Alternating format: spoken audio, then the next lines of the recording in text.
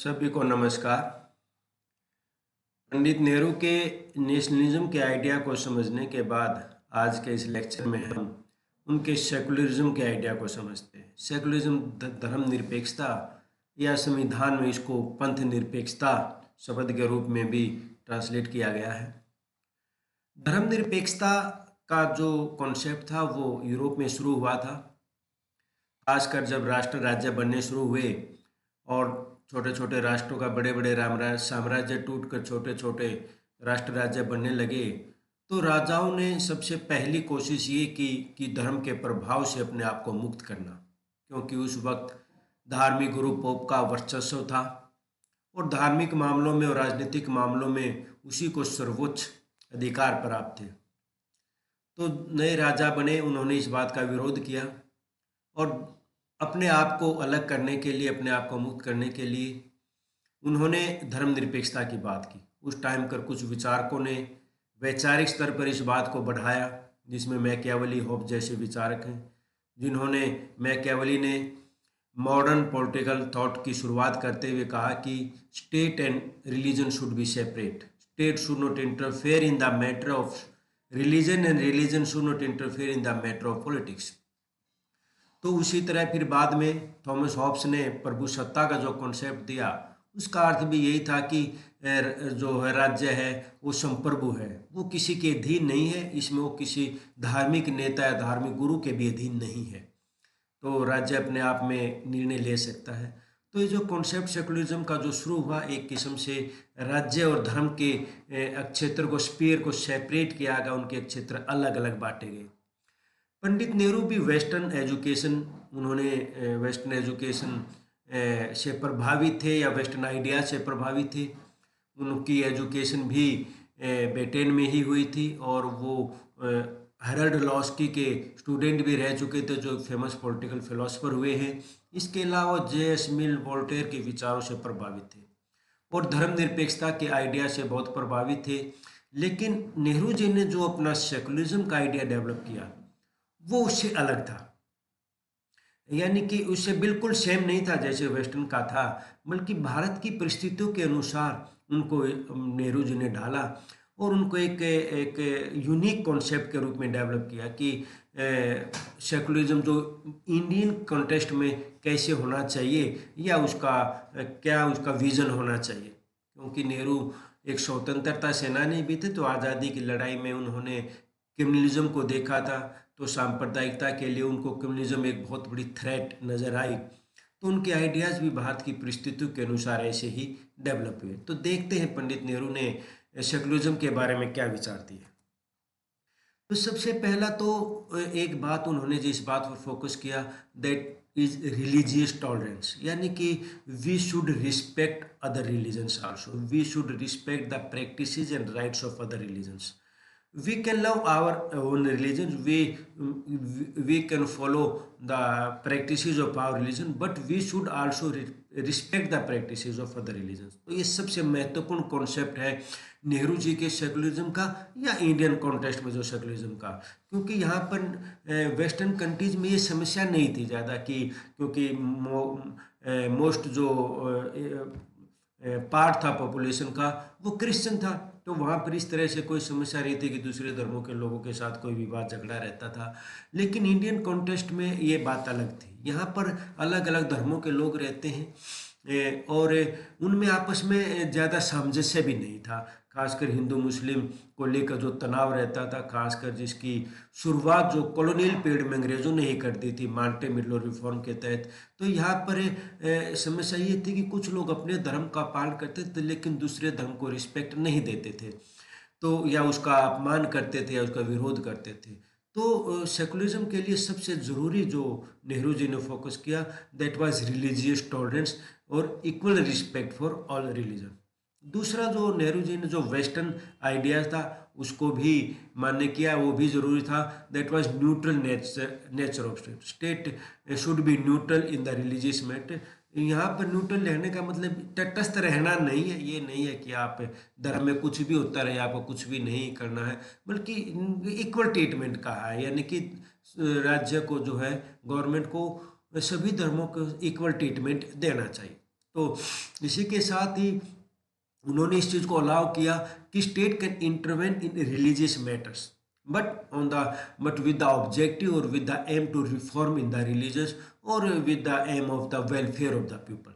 तो यहाँ पर ऐसा नहीं है यदि राज्य धार्मिक मामलों में इंटरफेयर करता है तो उसको ये नहीं माना जाएगा कि ये धर्मनिरपेक्षता का सिद्धांत को वोलेट कर रहा है, ऐसी बात नहीं है, बल्कि माना ये है कि सुधार कर सकता है राज्य।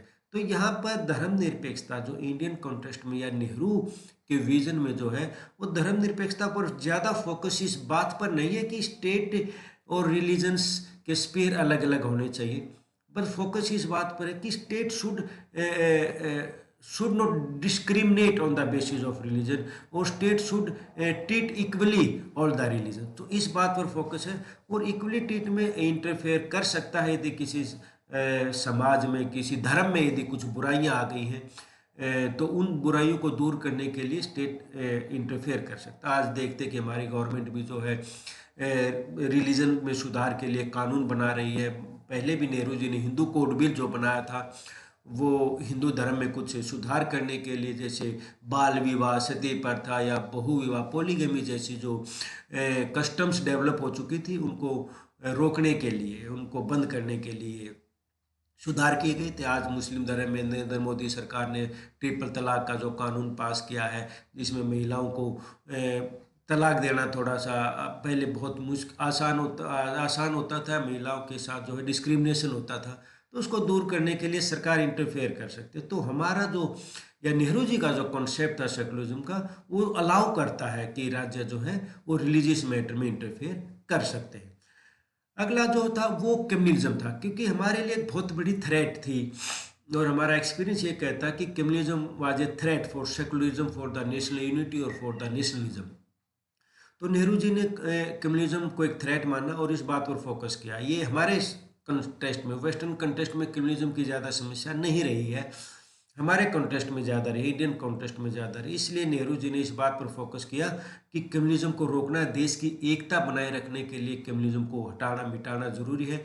और सेकुलरिज्म भी तभी रहेगा जब कम्युनलिज्म नहीं होगा। और सेकुलरिज्म कब आएगा? इक्वल रिस्पेक्ट देनी पड़ेगी, इक्वल ट्रीटमेंट स्टेट द्वारा करना पड़ेगा। एक पंडित नेहरू जी जो हैं वो साइंटिफिक टेम्पर को भी जोड़ते हैं, यानी कि जब लोगों में अंधविश्वास होता है, जब लोग धार्मिक नजरिए में अंधविश्वास में फंस जाते हैं तो फिर वो कम्युनल हो जाते हैं और सांप्रदायिक हो जाते हैं। तो उनके अंदर से सांप्रदायिकता की भावना मिटाने के लिए या सेकुलर फीलिंग डेवलप करने के लिए, सेकुलर एटीट्यूड डेवलप करने के लिए उनमें साइंटिफिक थिंकिंग प्रोसेस डेवलप करना चाहिए, यानी कि साइंटिफिक टेम्पर को डेवलप करना चाहिए। उनको वैज्ञानिक तरीके से सोचना सिखाना चाहिए, वो तार्किक तरीके से सोचे, रेशनली सोचे। इसके लिए मॉडर्न एजुकेशन को नेहरू जी ने पर जो है मोटिवेट किया या बढ़ाने की कोशिश की। आईआईटीज खोली गई या फिर रिसर्च सेंटर खोले गए ताकि साइंस को बढ़ावा दिया जा सके, क्योंकि उन्होंने कहा था कि जब अंधविश्वास को मिटाना भी जरूरी है सेकुलरिज्म लाने के लिए, तो उन्होंने इस चीज़ को भी अटैच किया था। ये नेहरू जी के आइडियाज थे सेकुलरिज्म के प्रति। लेकिन पंडित नेहरू जी की आलोचना भी होती है, अलग अलग विचारधारा के लोग अलग अलग आधारों पर इसकी आलोचना करते हैं। जैसे लेफ्टिस्ट जो वामपंथी विचारधारा है, जो मार्क्सिस्ट विचारधारा हम कह सकते हो, इसको स्टेट सेंट्रिक मानती है। और मार्क्सिस्ट आइडियोलॉजी हमेशा समाज को दो वर्गों में बटा मानती है, अमीर और गरीब या शोषक और शोषित। तो ये कहती है कि जो शोषित वर्ग है उसकी अपनी कुछ समस्याएं हैं जिसकी वजह से कम्युनलिज्म बढ़ता है। उसके जो गरीबी बेरोजगारी की समस्या है, पिछड़ेपन की समस्या है, उनके साथ जो एक्सप्लॉयटेशन किया जाता है, उनको रिसोर्सेज नहीं दिए गए उत्पादन के, तो ये एक बड़ी समस्या है जिससे कम्युनलिज्म बढ़ता है। ये देखने में भी आता है कि जहाँ पर ज़्यादा पिछड़ापन या गरीबी बेरोजगारी होता है, कम्युनल राइट ज़्यादातर वहीं पर होते हैं, या उनको आसानी से भड़काया जा सकता है, उनको आसानी से सांप्रदायिक बनाया जा सकता है, उनको हिंसा करने के लिए आसानी से प्रेरित किया जा सकता है। तो उनका ये कहना है कि जो रूट कॉज थी, जो एक जड़ थी, उसको कभी एड्रेस नहीं किया। जो रूट कॉज कम्युनलिज्म का था उसको नेहरू जी ने एड्रेस नहीं किया, उनकी आलोचना है। दूसरी आलोचना दलित थिंकर कहते हैं, जो समाज में उनको सबसे बड़ी समस्या कास्टिज्म की लगती है, जो कास्ट के आधार पर डिस्क्रिमिनेशन होता है। तो उन्होंने कहा जो स्ट्रक्चरल डोमिनेंस अपर कास्ट का है उसको मिटाने की नेहरू जी ने इतना प्रयास नहीं किया, और उसके बिना सेकुलरिज्म का आइडिया डेवलप नहीं हो सकता दलित थिंकर्स के अनुसार। और एक सबसे बड़ी आलोचना जो शुरू से लेकर आज तक होती रही है, वो होती है कि नेहरू जी ने और कांग्रेस पार्टी ने भी, पूरी पार्टी पर आरोप लगती है कि उन्होंने मुस्लिम अपीचमेंट की पॉलिसी अपनाई, मुस्लिम तुष्टीकरण की पॉलिसी अपनाई, या हम कह सकते हैं माइनॉरिटी के तुष्टीकरण की पॉलिसी अपनाई, कि उन्होंने हमेशा वोट बैंक बनाए रखने के लिए हिंदू धर्म की बजाय जो माइनॉरिटी के हैं, मुख्य रूप से जो मुस्लिम धर्म है, उनको कुछ विशेष सुविधाएं देने का प्रयास किया। एक आरोप ये भी लगाते हैं जो हिंदू राइटिस्ट हैं, दक्षिणपंथी लोग हैं, या हिंदू विचारधारा के लोग, उन्होंने अगर धर्मनिरपेक्ष थे वो, तो उन्होंने हिंदू धर्म में तो सुधार करने के लिए हिंदू कोड बिल पास करवा दिया पार्लियामेंट में, लेकिन उन्होंने मुस्लिम धर्म में सुधार करने के लिए कभी कोई कोड बिल नहीं लेकर आए।